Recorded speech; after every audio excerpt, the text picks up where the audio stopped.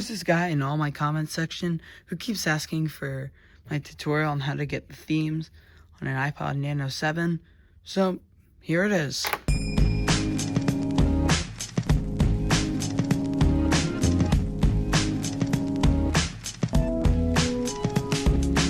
Here are the requirements. You need an iPod Nano 7, a 2012 model, or a 2015 version. They're both very different, and they both have different firmware, so you need to remember that. The colors you have is one of these colors, then it's a 2012. You could look it up on like the 2012 colors, and then if it's the ones from 2015, which is on the screen right now, then you have a 2015 model. Please remember that because you could mess up. And a Mac. I think you could do this on Windows. Yes, you could do this on Windows. I've only tried it with a Mac, so that's what this tutorial is going to be on. So what you want to do first is plug in the iPod. And sometimes it turns on the Mac. As you can see, my iPod is connected, and I do have a file, a folder that has all the IPSWs that you need to restore it with, but I'm going to show you how you get them.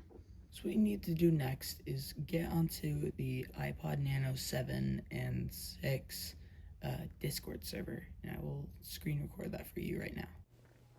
So here I'm on the Discord server, and what you want to do is push share your themes, and then choose the theme that you want. Let's see. I like that one. So what it'll do is that you push the link, it'll bring you to a Mega NZ folder. Emailed the link to this computer. As you can see, I'm using Firefox because Mega NZ can't handle, Chrome can't handle Mega NZ. And I accidentally downloaded the wrong version of Firefox. Right now, it's, I think, Norwegian. And I haven't been able to get it off. If any of you know what language this is, let me know down in the comments below. So this is where the Mega NC folder is going to be. Right here. So, actually I chose a different one because it was a lot easier for me to do it on here. So, this one is for Nano OS Tahoe. So if you want to download these all at the same time, it does take a little while. But what I like to do is that I click it and then I push download by itself. And I don't need to do this because I already have it. You got to make sure that the file that you have is on the desktop. Mine is in the iPod themes folder because I've made a collection of them just in case I want to, change between them. So what you do is that you see check for update, and then you hold option on your keyboard, or on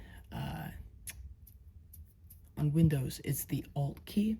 So you push check for update, and it tells you, it brings up this window. So what you want to do is you go back to your desktop or where you put it and choose the thing. Now here's the part you don't want to mess up. So right here it has two versions, 2012 and 2015. I have a 2012 version, and like I said in the beginning, you have to make sure that yours is either 2012 or 2015. This one is for the Nano 6, so you could technically do this on the Nano 6 too. What I'm going to do is I'm going to choose it, and then it'll start doing the thing. Sometimes it does disappear, but all you have to do is just type in your password, and it'll start updating. So now it says that it's done, and then there is the Apple logo, so then you're kind of see it once it turns. Yeah, this doesn't do anything, it just tells you that. And it says connected. So it'll show up, you can just push eject, and then it'll turn on, and this is the theme you got.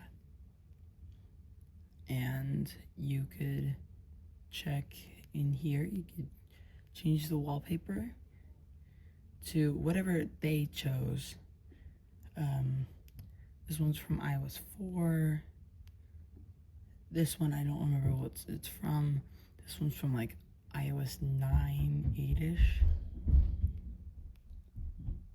So yeah, I personally like the black one. There are also communities that make themes for this, but not a whole lot. But like I said, you could find like a lot of them on the Discord server.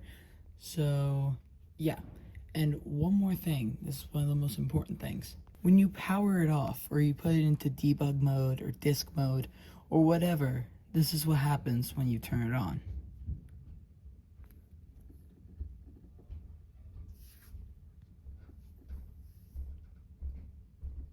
It immediately goes into disk mode because this is a tethered theme. If you don't know what tethered is, you can find like stuff about tethered jailbreaks and stuff.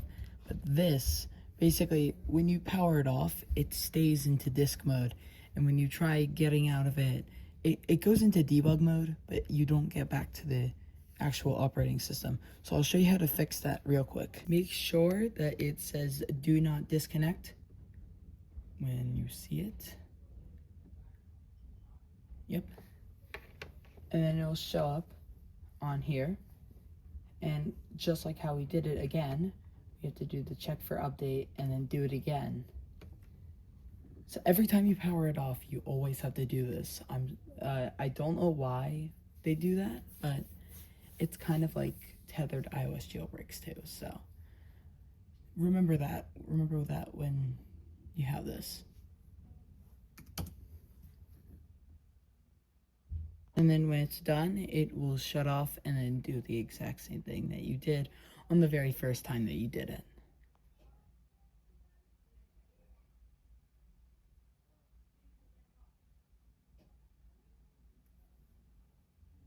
This is a quick tutorial on how I did it, and shout out to that guy who's been asking me and waiting for very, very patiently for probably a week now. But thank you for watching, guys. I'll see you guys all next time.